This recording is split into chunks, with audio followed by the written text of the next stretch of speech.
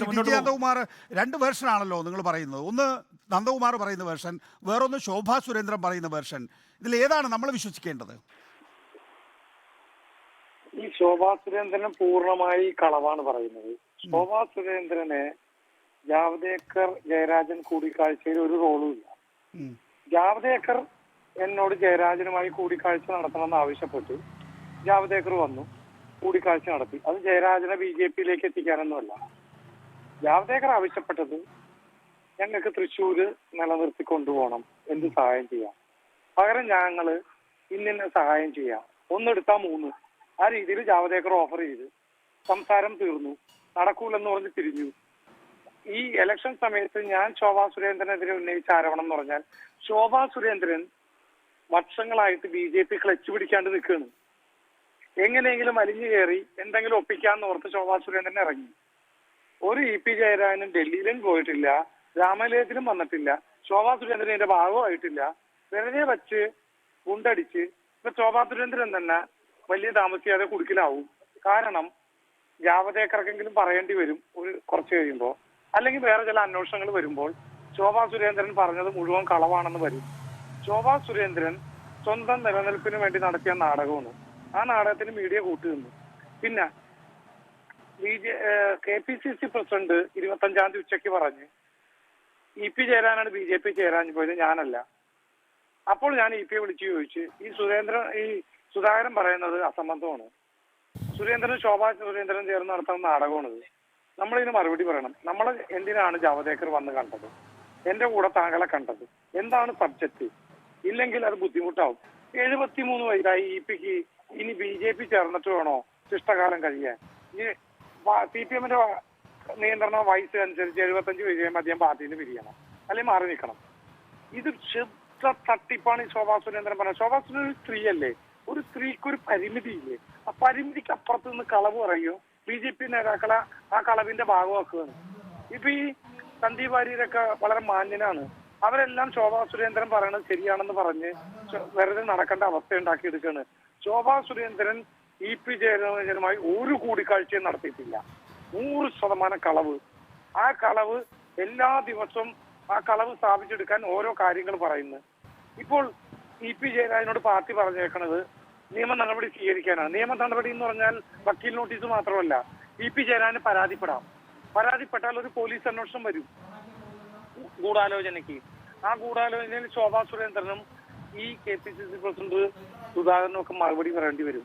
പറഞ്ഞ തെറ്റുകൾ തെറ്റാണെന്ന് തന്നെ കണ്ടെത്തും. അപ്പോ നന്ദകുമാർ, ഇപ്പൊ താങ്കള് നിയമോപദേശം കൊടുക്കുകയാണ് EP ജയരാജന്? അല്ല, ഞാനെന്തിനാ EP ജയരാജന് നിർദ്ദേശം കൊടുക്കണം? EP ജയരാജനോട് പാർട്ടിയല്ലേ പറഞ്ഞത്. ശരി, ആയിക്കോട്ടെ, അതൊക്കെ അവിടെ നമ്മുടെ മുന്നിലുണ്ട്. എന്റെ ചോദ്യം, ഈ ആക്കുളത്തെ വീട്ടിലേക്ക് പ്രകാശ് ജാവ്ദേക്കറും താങ്കളും ഇടിച്ചു കയറി പോവുകയായിരുന്നു, ഒരു ഗ്രേറ്റ് ക്രാഷ് നടത്തുകയായിരുന്നു എന്നാണ് പറഞ്ഞത്. അങ്ങനെയാണോ സംഭവിച്ചത്? ഇടിച്ചൊന്നും കയറി പോയതൊന്നുമല്ല. ഞങ്ങള് അദ്ദേഹത്തെ കാണാൻ തന്നെ ചെന്നു. രാജുവിനെ വിളിച്ചു ചോദിച്ച് EP എവിടെ ഉണ്ടാന്ന് അറിഞ്ഞു, ചെന്നത് തന്നെയാണ്. അല്ല, EP ജയരാജന്റെ അനുവാദത്തോടു കൂടിയാണോ നിങ്ങൾ കയറി പോയത്? ഒരു മിനിറ്റ് ഒന്ന് പറഞ്ഞു തീർക്കട്ടെ. അതായത് താഴെയുള്ള ലിഫ്റ്റിൽ നിന്ന് മുകളിൽ എത്തണമെങ്കിൽ 4 മിനിറ്റ് വേണം. ഞാനും ജാവദേക്കറും സ്ട്രേഞ്ചർ ആണെങ്കിൽ മാജിക് ആയി കൂടി നോക്കിയിട്ട് ഞങ്ങളെ പറഞ്ഞു വിട്ടാൽ മതി. ഞങ്ങളെ പറഞ്ഞു വിടുകയല്ലേ ഇത്, ഡോറ് തുറക്കുക ചെയ്തത്. അപ്പൊ ഡോറ് തുറന്നു. ആ ഡോറ് തുറന്നാൽ പിന്നെ ഇരിക്കാനുള്ള അവസരം തന്നു, ഇരുന്നു, സംസാരിച്ചു, പിരിഞ്ഞു.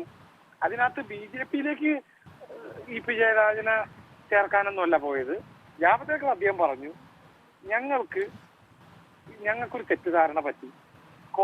കേരളത്തില് കോൺഗ്രസ് മുക്ത കേരളം എന്ന് പറഞ്ഞു പോയപ്പോൾ ഏറ്റവും കൂടുതൽ ആളുകള് ഹിന്ദുക്കള് നിൽക്കുന്ന പാർട്ടി CPM എന്നാണ് ഞങ്ങൾ ഇപ്പോൾ മനസ്സിലാക്കി. അപ്പൊ സമയം ഇലക്ഷനിലേക്ക് എത്തുകയാണ്. ഞങ്ങൾക്ക് തൃശ്ശൂര് ഞങ്ങളുടെ സ്ഥാനാർത്ഥി ജയിക്കണം, അതിനെന്തെങ്കിലും നീക്കുപോക്ക് നടക്കും, പകരം ഞങ്ങൾ ഇങ്ങനെ നീക്കുപോക്കുകൾ നടത്താം. EP ജയരാജൻ പറഞ്ഞു നടക്കൂല, അത് മുന്നണിയുടെ സ്ഥാനാർത്ഥിയാണ്, ഞങ്ങൾക്ക് എന്ത് ചെയ്യാൻ കഴിയും. പക്ഷെ 2004 എന്നാൽ NDAയുടെ ഭാഗമായ PC തോമസ് മൂവാറ്റുപുഴയിൽ നിന്ന് ചില അഡ്ജസ്റ്റ്മെന്റുകൾക്ക് വിധേയമായി ജയിക്കുകയും ചെയ്തിട്ടുണ്ട്. അന്ന് മൂവാറ്റുപുഴയിൽ ശരിക്ക് ഇസ്മയിലിനെ കാൻഡിഡേറ്റ് ആക്കിക്കൊണ്ടാണ് PC തോമസിന് കടന്നു കയറാൻ കഴിഞ്ഞത്. അപ്പൊ ആ അനുഭവം മുമ്പിലുണ്ട്. അപ്പൊ അതൊന്നും മാറ്റി വെക്കപ്പെടണ്ട. പക്ഷെ ഇക്കാര്യത്തിൽ അവിടെ CPIയുടെ സ്ഥാനാർത്ഥിയാണ്, ഒന്നും ചെയ്യാൻ കഴിയില്ല.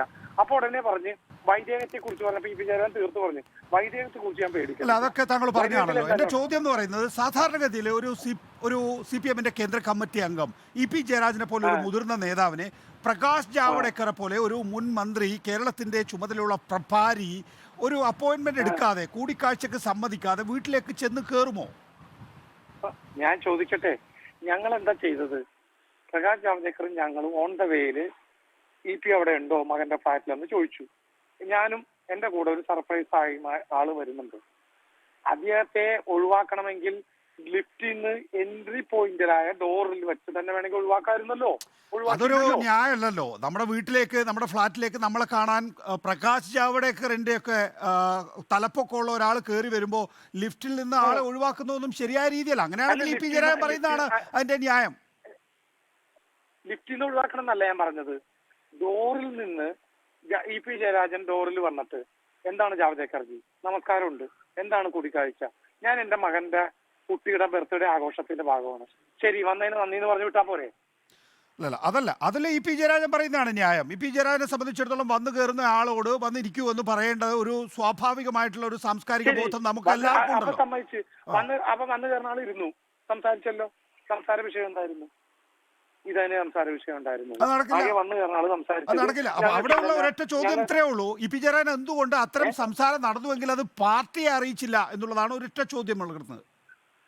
EP ജയരാജൻ ഈ പറയുന്ന കാര്യങ്ങൾ സംസാരിച്ചിട്ടുണ്ട് എങ്കിൽ ഇതെന്തുകൊണ്ട് പാർട്ടിയിൽ റിപ്പോർട്ട് ചെയ്തിട്ടില്ല എന്നുള്ളതാണ്.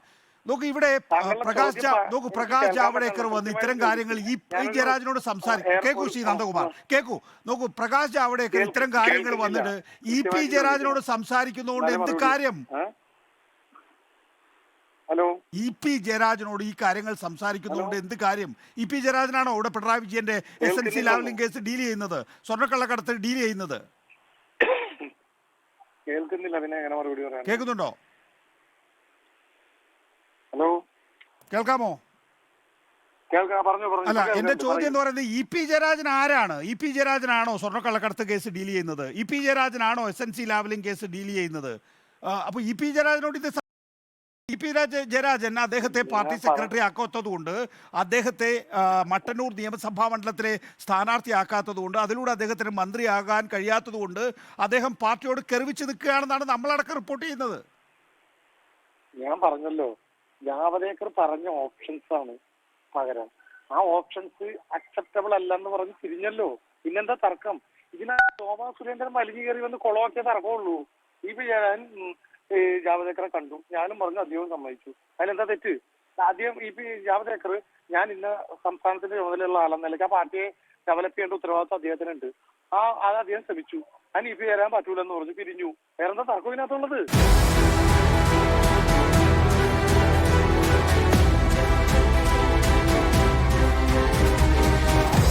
Debate with MV Nikesh Kumar.